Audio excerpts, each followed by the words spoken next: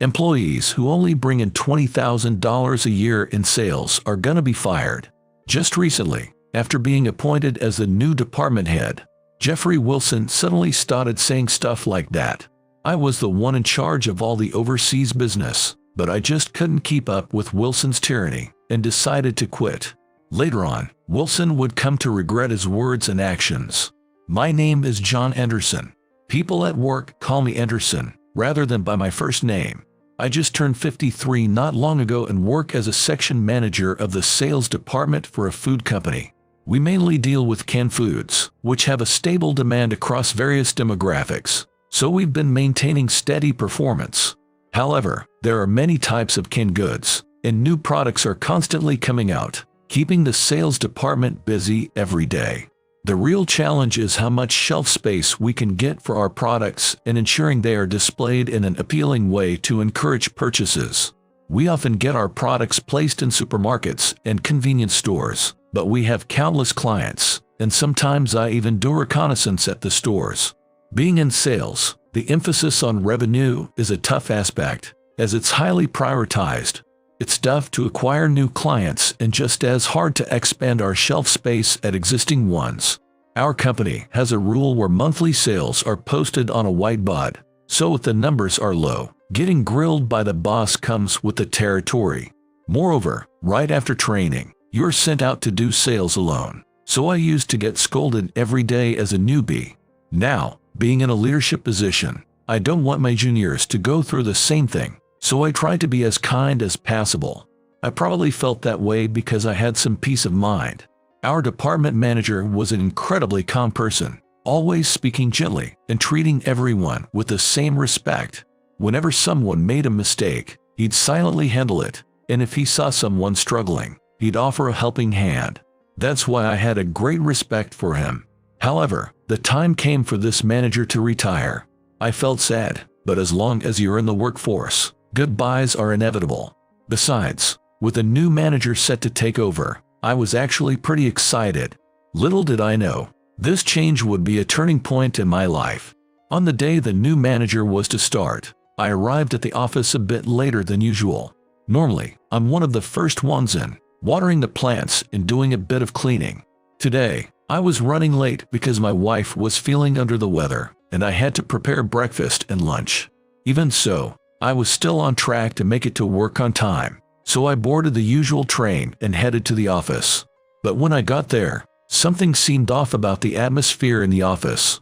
At this hour, there are usually quite a few employees who haven't arrived yet, but today, unusually many were already there.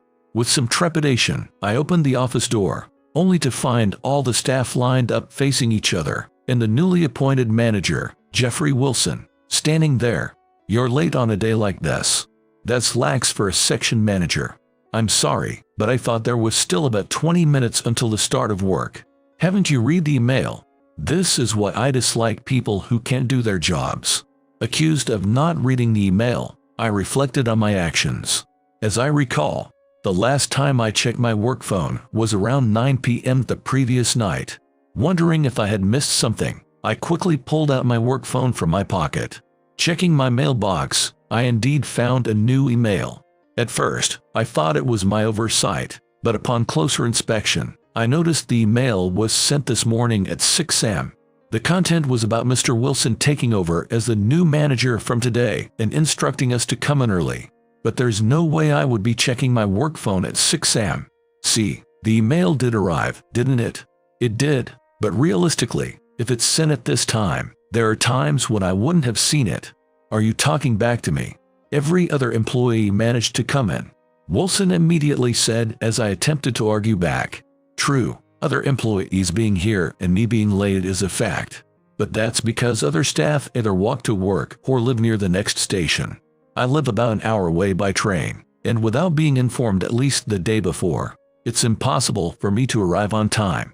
I had originally worked in the same department with Wilson as senior and junior colleagues. We weren't particularly close, but we used to have friendly chats at drinking parties. Yet, as soon as he became the manager, he started exhibiting this tyrannical behavior. And it wasn't just this one day. I began to witness his tyranny on a daily basis. The workday itself ended without incident, but the real problem arose after working hours. We were supposed to celebrate Wilson's promotion with a meal at a somewhat fancy restaurant. However, for some reason, no one was at the restaurant. I had booked the place and informed everyone about the location and time through email, as requested by Wilson. But even when the reservation time came, no one showed up, so I reluctantly went in alone and waited for everyone else. After about 30 minutes, the waiter mentioned it would be a problem if I didn't order something. With no choice, I ordered just a beer and fries, and then called Wilson. "Manager Wilson, it's past our reservation time. Where are you? What are you talking about? I'm in the middle of being celebrated by everyone. Aren't you coming?" But I'm at the restaurant I booked." "Oh right, I forgot to tell you. The venue was changed." In the background, I could hear the voices of our colleagues having a good time. While I couldn't understand how this happened, it was clear no one else was coming to this location. I paid for the beer and fries I had ordered, apologized to the waiter for the inconvenience, and quickly left the restaurant. Then, I headed to the address Wilson had given me. It seemed the drinking party was just ending, as familiar faces began to emerge from the restaurant. "You're late. We're just about to call it a night, so you might as well head home," Manager Wilson said while saying goodbye to a junior colleague who was getting into a taxi. "Mr. Anderson, I thought you weren't able to come today." "No, I went to the restaurant I had reserved, but since no one was there, I thought it was strange and contacted Manager Wilson." "We were told by Manager Wilson that the venue was changed due to your circumstances, Mr. Anderson. It seemed a lot had happened without my knowledge." Manager Wilson had informed all other employees about the change of venue and had the party without me. Moreover, when the colleague noticed my absence and tried to call me, he was told that I couldn't come because I was busy with overtime. I honestly couldn't understand why I was being subjected to such harassment. We'd never had a fight or even a heated argument. The only change was that Manager Wilson had become my superior. I had always worked as a section manager, but Wilson used to be in a lower position than me. However, after landing a big contract, his personnel evaluation improved and he became a department manager before me. I'm even 5 years younger than Wilson, so maybe he didn't like the idea of someone younger getting promoted first. But still, what Wilson did to me was nothing but petty harassment, and I found it incredibly uncool. However, to avoid further damaging our relationship, I had no choice but to overlook it silently. Mentioning the harassment could only worsen my relationship with him. Despite the junior's concern, I wasn't going to be discouraged by something like this after decades in the workforce. I'd endure this too, with my usual mental strength. Ever since Wilson took the higher position, work became much harder for me. In the sales department, I had recently started handling overseas business and was struggling to sell our products using my limited English. However, the overseas business was just getting started, and there was no predecessor, so there was a lot I didn't know, and I was the only one who could handle issues when they arose. Naturally, this led to a lot of overtime, and it took a considerable amount of time to complete even a single task. Yet, in the midst of all this chaos, Manager Wilson said something outrageous. "Employees who only bring in $20,000 a year in sales are gonna be fired." What do you mean by that? Didn't you hear me? Those who can't make sales are out. It affects my evaluation, you know. From behind me, while I was working as usual, Manager Wilson threw such words at me. For a moment, I thought I had misheard, but apparently, that wasn't the case. "Fire.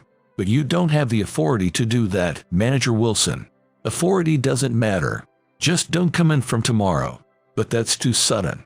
It was my understanding that Manager Wilson didn't have the decision-making power to fire me, and being told not to come in put me in a difficult position. If I quit on my own, it would cause trouble for the company, and if I resigned voluntarily, I wouldn't get much in terms of severance. "If you really want to fire me, please get approval from the higher-ups first." "Huh? I'm in a higher position than you. So, if I say you are fired, you're fired." It was no use. I couldn't get through to him at all. Continuing this argument would solve nothing. I gave up on trying to reason with Wilson and focused on my work. However, Wilson seemed not to have given up yet, coming to my desk repeatedly to make snide remarks. Planning to work even though you're getting fired? Just pack up and leave already.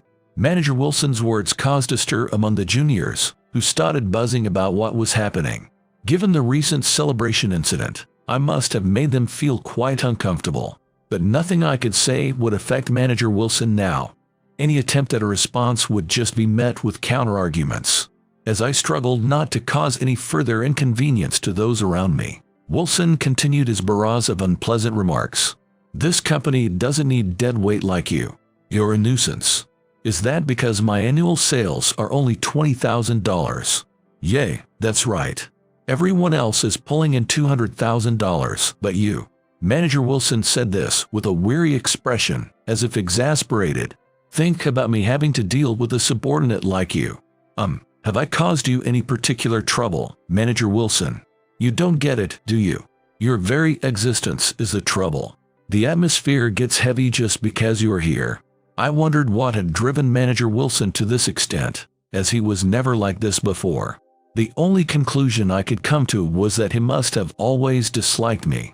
Otherwise, I couldn't understand why he would suddenly start harassing me. I had no intention of heeding Manager Wilson's words, but the repeated haranguing every few minutes was starting to seriously annoy me. By the time the clock struck 6 p.m., my frustration reached its peak. Seriously, don't come in tomorrow. Even if you do, your desk won't be here. Understood? Oh, you finally get it, huh? Make sure you leave without causing any trouble. From that point on, I think I stopped listening to what Wilson was saying. I neatly tidied up my desk and then wrote my letter of resignation on the spot. Most of the employees had already started leaving since it was past the end of the workday, but luckily the CEO hadn't left yet. I quickly wrote my resignation letter and decided to hand it directly to the CEO. Excuse me for interrupting. I would like to submit my resignation. You want to resign? Yes, I'm afraid I'm not getting along with Manager Wilson. I see. I'd rather you didn't leave, but we must respect the wishes of our employees. I was somewhat surprised but relieved that the CEO accepted my resignation so easily. Normally, I'd have to work for about 3 months to hand over my responsibilities, but it seemed that Manager Wilson would be taking over my duties. After explaining the situation to the CEO, he told me that if I wanted to leave, I could do so without having to worry about handing over my tasks. It was an exceptional case, but I felt truly grateful that this person was the CEO. That night, I bought a bunch of canned beers and drank until late into the night, not worrying about the time or the potential handover. The next day, I woke up past noon. When I checked my phone, I saw a long list of missed calls from Manager Wilson. Looking at the notifications, there were nearly 100 calls. Surprised by the abnormal number of calls, I had a rough idea of what it was about. As I was debating whether to call back, my phone rang again, with another call from him. Taking a deep breath, I pressed the answer button. Hey, what are you doing sleeping in so late? Get to the office now. Why should I? Why? Because without you, our overseas business isn't progressing. But yesterday, you said that I, being a dead weight, was fired, right? I was the one handling the overseas business, and the CEO had informed me that Manager Wilson would be taking over, so I had more or less anticipated this situation. Wilson couldn't speak English and had no idea about the duties I had been managing. What are you talking about? Just get to the office quickly. After saying this in an even louder voice, he hung up the phone unilaterally. Truthfully, I didn't want to go, but it was also stressful to remain unsettled. Reluctantly, I got ready and followed the familiar route to the office. Upon arriving, I could see from outside that Manager Wilson was running around the office in a panic. Catching sight of me through the gap in the door, he quickly approached. Hey, you're late. Why did it take you so long to get here? And in casual clothes, are you kidding me? Sorry, it takes about an hour to get here. Well, whatever. Just get back to your duties right now. I refuse. Manager Wilson tried to make me work, but I declined. He seemed surprised, not expecting to be refused. What are you saying? Stop messing around. I'm not joking. I submitted my resignation to the CEO yesterday, planning to leave without doing any handover. What kind of professionalism is that? Manager Wilson had a point, but I had already explained the situation to the CEO and completed my resignation process yesterday. So, No matter what he says, there's no need for me to work or do any handover. Seeing my firm stance of refusal to work, his irritation seemed to grow. He had been angry since I arrived, but now he was clenching his fists, trying to contain his anger. You have no idea how much trouble you're causing us. No matter what you say, I have no intention or need to work. You've been spouting nonsense since you got here. Just as Manager Wilson's anger was about to erupt, the office door behind me opened. The CEO stood there, silently observing us. You've come at the right time. Please do something about Anderson. I apologize for causing trouble, sir. Keep quiet, Anderson. Thinking the arrival of the CEO could turn things in his favor, Manager Wilson spoke more assertively, apparently assuming the CEO would side with him. However, I could tell from the CEO's gaze that he was probably angry at Manager Wilson. Mr. Wilson and Mr. Anderson, I need to speak with both of you. Can you come to another room? Sir, there's no problem discussing it here. Let everyone hear. Is that so? Mr. Wilson, I've heard that you've been harassing Mr. Anderson. In that instant, the smile vanished from Manager Wilson's face. He probably thought he was betrayed, expecting the CEO to be on his side. The CEO had accepted my resignation largely due to Manager Wilson's actions. Having experienced something similar in his own career, the CEO respected my decision. It's clear now just how despicable Mr. Wilson is. No, it's not like that. I had no choice because he was incompetent.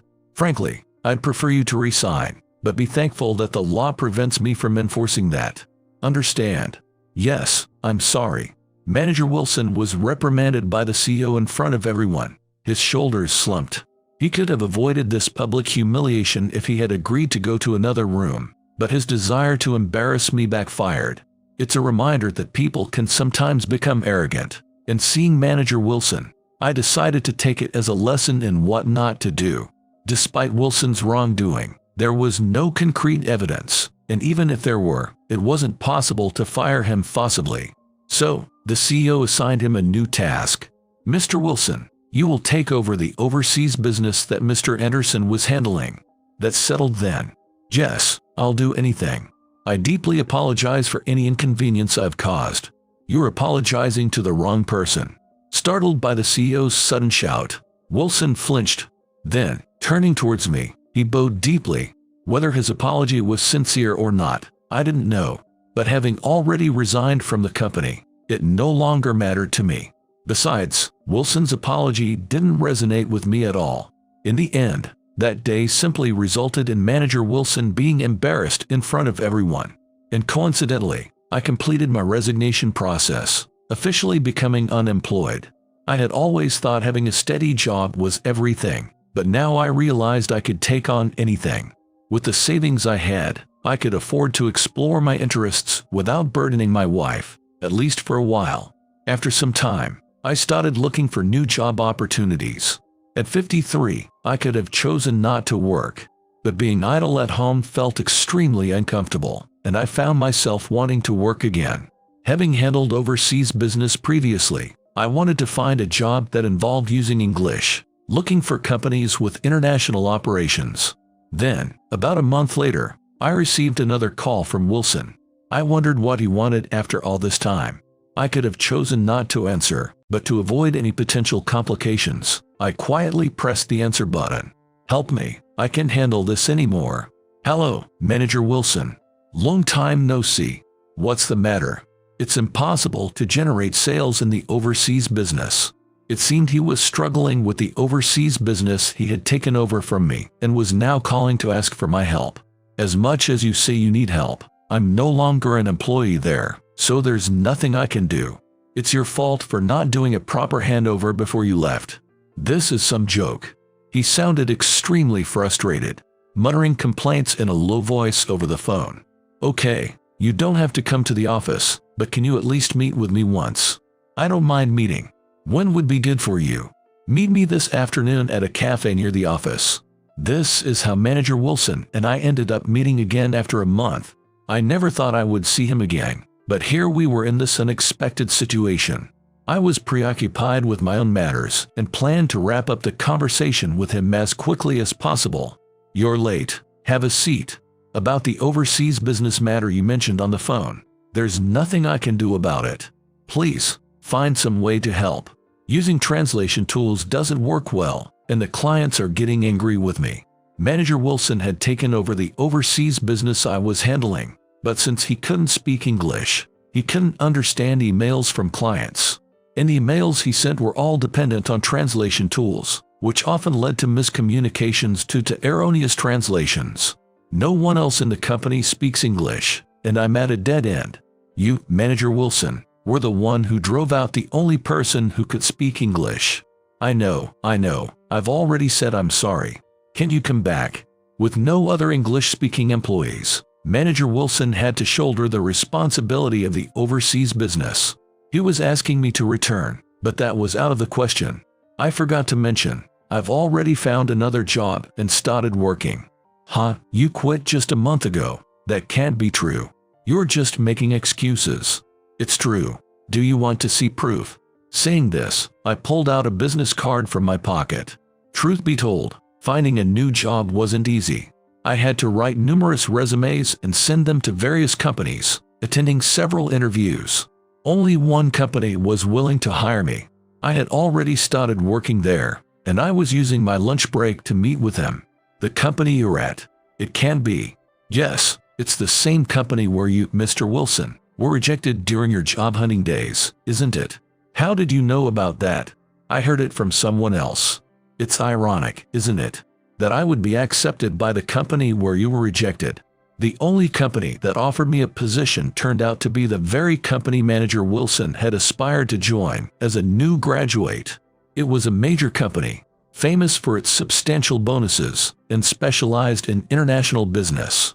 I had successfully joined their department handling overseas business and started working just a few days ago. Why did you end up there, and I'm stuck with this company? It's not so bad, right? You became a manager after all. That's not the point. It's not the industry I wanted to work in. Wilson, who had called me hoping for help, was taken aback and started to unravel upon learning the truth that I was working at his dream company. I never thought I'd be re-employed at my age, nor did I imagine there would be a company willing to hire me. But when I passionately conveyed my past efforts during the interview, they expressed their desire to hire me. It felt like a recognition of my worth, and I ended up tearing up in front of the interviewer. The interviewer was surprised but kindly treated me to coffee. On reflection, I realized how fortunate my life had been. Aside from the harassment from Wilson, everyone at my previous job, including the CEO and my juniors, were kind, and my new workplace also seemed full of considerate people. Realizing this gave me a newfound sense of confidence.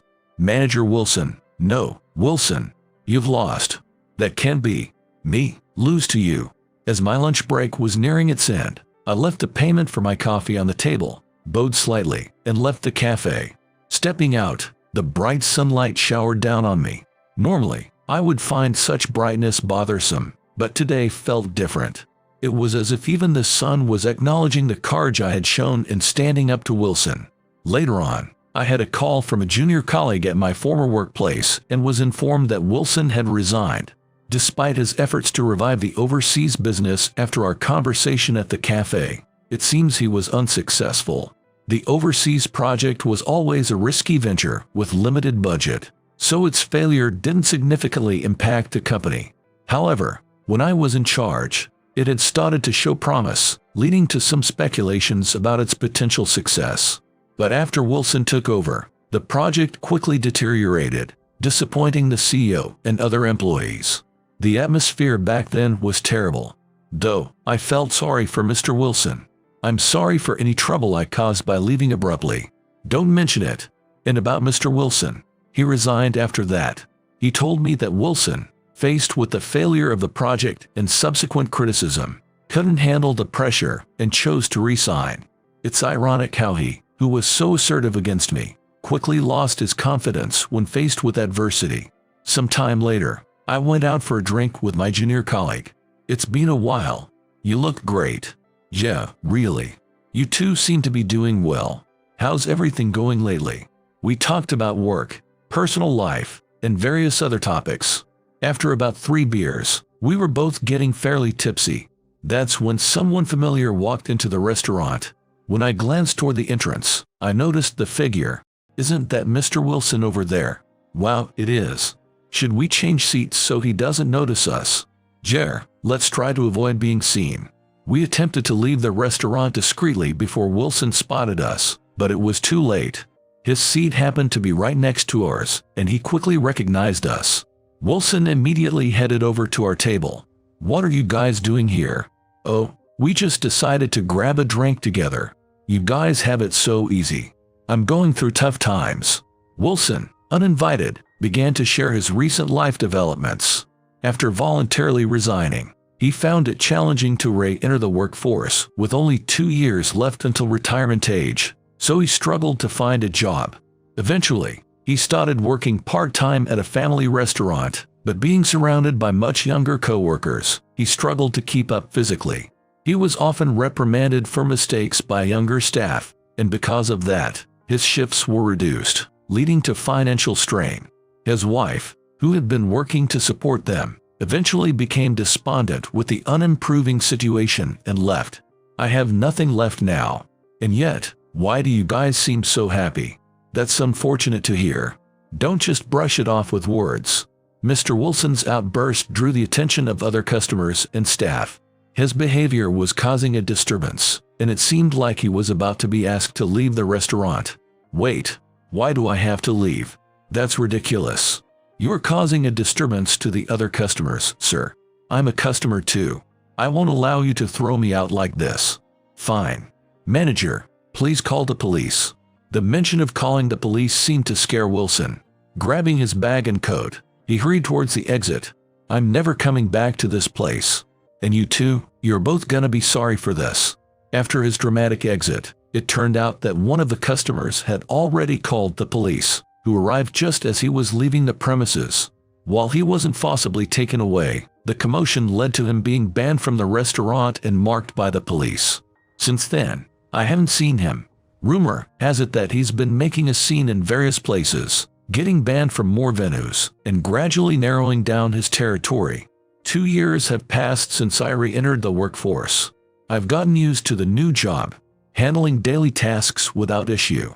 The company already had a solid foundation for its international business, so I had a good grasp of how to handle any troubles that arose. Recently, I was appointed as the leader of a new project. I'm not used to leading, but my colleagues are supportive, contributing ideas I wouldn't have thought of. The company has a great culture where communication flows easily, regardless of age or position. There are even team members younger than me with higher positions, but they create an environment where I can actively share my opinions. We often hang out outside of work, and just recently, we all went golfing together. I'm not particularly outgoing and don't have many friends, but the enjoyment I'm experiencing now is thanks to the people around me. Learning the value of relationships, I've become more active in participating in events. Moreover, my relationship with my wife is thriving. With the change in my job, I've had more time to help around the house and go out together. I'm determined to live each day cherishing and protecting this happiness.